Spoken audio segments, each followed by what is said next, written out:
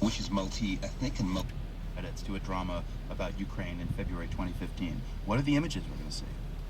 That's a very, very good question. That's sort of a conversation that happens in Ukraine a lot, actually. I was meeting with one of the heads of Ukrainian TV channels, and he was thinking exactly about that. What should be the masthead for the channel? Funnily enough, I thought he would say the Maidan, this revolution that happened recently, because this was a moment that, for me anyway, really is sort of the X moment in the new Ukraine, sort of the beginning moment, because people who died there for Ukraine, there were Armenians, Russian speakers, Jews, and so on and so forth. This was really a multi-ethnic and multilingual moment where people were prepared to die for the idea of Ukraine. But he said he wouldn't use that because he was worried that Ukraine would get addicted to the idea of revolution. It would almost be looking for those emotional peaks when actually it had to go about the sort of slightly more dull business of building a new country. But it is complex that way. But I think without a doubt, Maidan is a very, very powerful sort of image and founding myth. Now, we saw the tropes of revolution in the Maidan last year. You also spoke about your conversation with a TV producer in Kiev. What do you think is the role of pop culture in Ukrainian identity right now?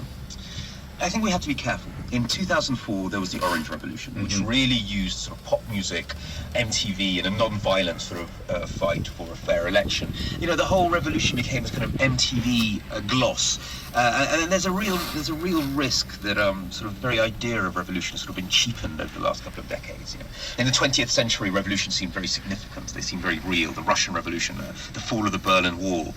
And then revolution sort of become almost like a political technology. You know, anyone who wants to give their political sort of bun fight. So I think there's a real danger of slipping into this kind of like pop music version of revolution, this kind of slightly lame kind of CNN video version of revolution. So do you think the Maidan was just a bad knockoff of the 2004 Orange Revolution? No, quite the opposite. The Maidan was the real thing. People were prepared to die. It was not a knockoff at all. You know, almost 100 people were killed. It was a real trauma and in that sense catharsis. Peter Parantsov, the author of Nothing is True and Everything is Possible, the surreal heart of the new Russia. Great to meet you. Thank you. My pleasure. Now, when the bullets start flying, most people would hightail it and get out of town. But I want to tell you about someone who's made a career of heading in. Veteran war photographer Lindsay Addario. You've probably seen her pictures in the New York Times, National Geographic, and Time magazine. Back in 2011, she was kidnapped in Libya along with 3 other journalists. She made it back home and then went right back at it again. Her new book is called It's What I Do, A Photographer's Life of Love and War. I asked Lindsay about the first time she took off for a conflict zone. So I was living in India at the time. It was 2000 and I was 26 years old, and I had decided I wanted to go to Afghanistan to photograph women living under the Taliban. And I had a roommate at the time who suggested it, and I thought it was a great idea. And so I remember the night before I was leaving, I had a sudden panic attack that, oh, well, something might happen to me. And so I called my mother from New Delhi, where I was living, and I said, Mom, I'm going to Afghanistan tomorrow, and I'll call you when I get back. And she said, okay, honey, have a good time. Because she had no idea where Afghanistan was. This is before September 11th. So it's just, she didn't know. It's okay, as long as I don't know what it is, you're free to go. The power of denial. You described seeing an exhibit of photographs by the great Magnum photographer Sebastião Salgado. He's not a war photographer per se. How did his work as a documentary photographer push you further into war photography? Well, it wasn't necessarily his work that pushed me into war photography. There were many different photographers who influenced me and who have influenced me throughout my career. And so when I became interested in covering war, and I found myself going to Afghanistan and to Iraq, I would look at war photographers' work, like Jim Kudelka, many different war photographers. But I also kept looking at other photographers' work, like Nan Golden, Sally Mann, Sebastian, so to me it was really a combination of different photographers who influenced me. Why did you get attracted to war, do you think? Well, I have never been attracted to war. I don't actually have fun in a war zone. I think for me it was more the stories that were generated as a result of war. So the civilian casualties, the toll on women and children, illnesses that happen because people don't have because the infrastructure is shattered after a war zone. Those are all issues that I thought it was and it is important to cover. So for me, I kept going to cover those stories, and they were in war zones, and so I ended up getting sort of sucked into covering the actual war. Is it hard to capture beauty in war?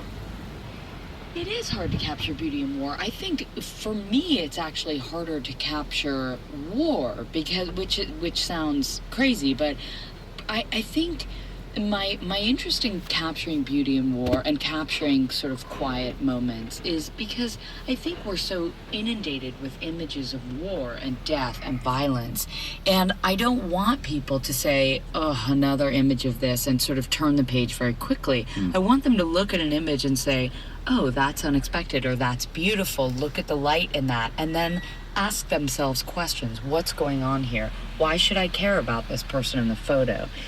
We've seen so many images of war, and how does a photographer approach a front line and get something different?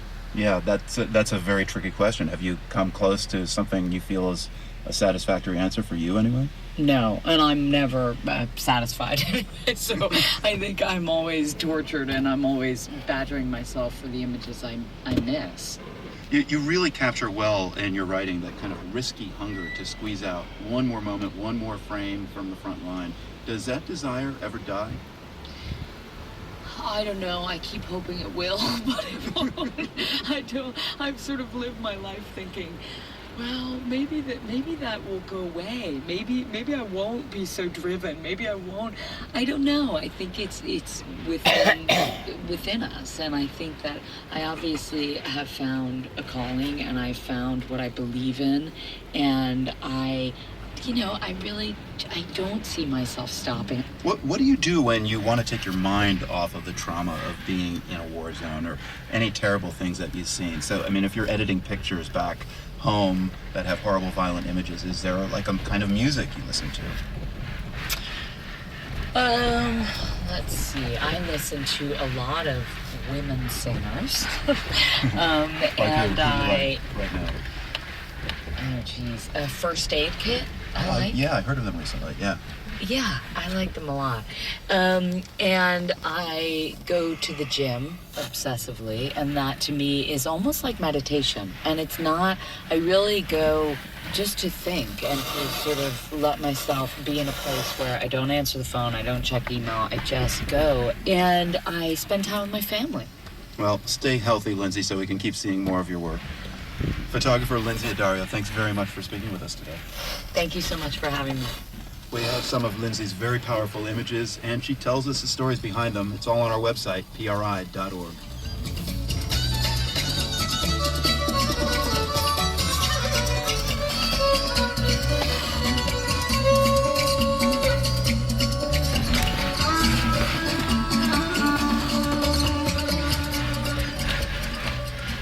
Will he or won't he? A question on the minds of Israelis lately. The he is Prime Minister Benjamin Netanyahu.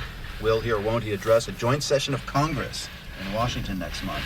It was House Speaker John Boehner who invited Netanyahu to speak to Congress on the Iranian nuclear issue, but Boehner did not arrange it with the White House, and Netanyahu accepted. No, the invitation did not come from President Obama. In Diplomacy 101, that is a big no-no. It's complicated by the fact that Bibi and Obama don't see eye to eye on the Iran talks, and that is putting it mildly. Daniel Estrin has more from Jerusalem. When Netanyahu spoke before Congress 4 years ago, he was greeted like a king. Members of Congress, I have the high privilege and the distinct honor of presenting to you His Excellency Benjamin Netanyahu, Prime Minister of Israel. His Excellency. Even his biggest supporters in Israel don't use that honorific. Back in 2011, he could hardly speak without being interrupted by unanimous standing ovations from a packed Congress. And I do see a lot of old friends here. And I see a lot of new friends of Israel here as well. Democrats and Republicans alike. But on March 3rd, when Netanyahu looks out from the podium, he's likely going to see a number of empty seats. Vice President Joe Biden won't be there. He announced he's going abroad. And a half a dozen Democratic lawmakers are boycotting the speech.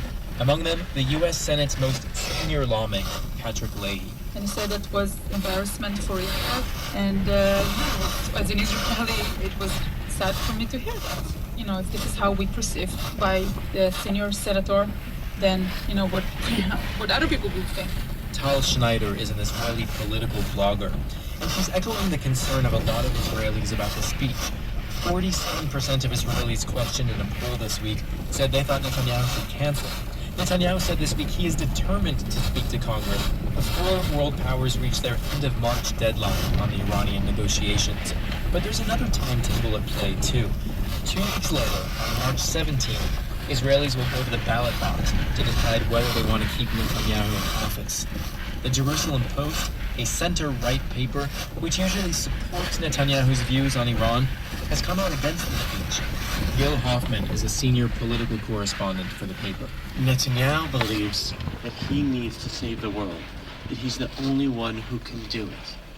And so 2 weeks before an election, there's nothing better for Netanyahu than to be there in Washington showing Israelis, look, this is who I am and you need me. But the Israeli leader is also under pressure not to deepen the rift between himself and the White House.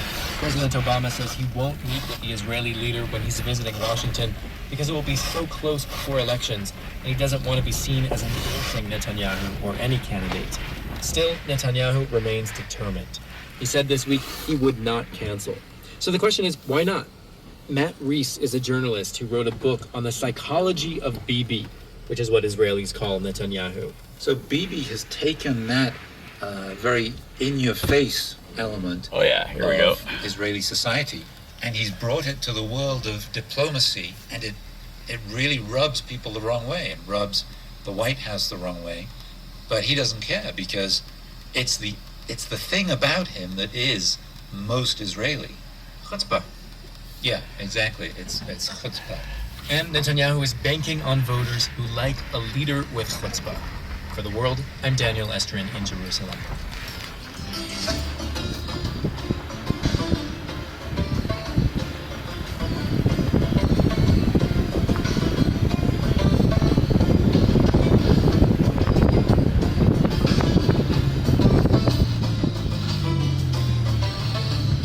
Get the latest from us on Twitter. We're at PRI The World. Support for PRI's The World comes from legal support for over 10 years, providing solutions for business owners.